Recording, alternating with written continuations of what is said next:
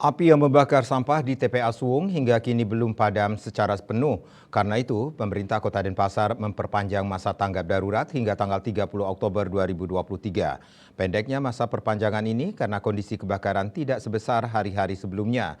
Bahkan diprediksi api akan bisa dipadamkan secara menyeluruh dalam beberapa hari ke depan.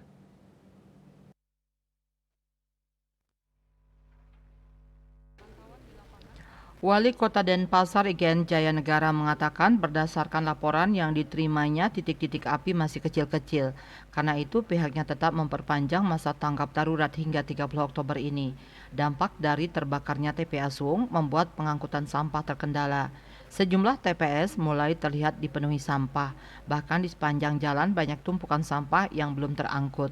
Agar tak memperparah luberan sampah tersebut, Satpol PP pun diterjunkan melakukan pengawasan selama 12 jam.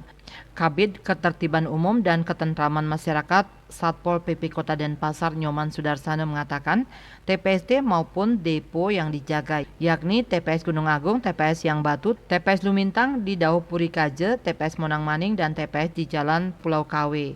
Petugas menyampaikan himbauan dan sosialisasi kepada masyarakat. Saat TPS penuh, petugas akan mengarahkan masyarakat ke rumah dan menaruh sampahnya sementara di rumah. Nantinya saat sampah TPS sudah diangkut, maka warga diizinkan membuang sampah kembali.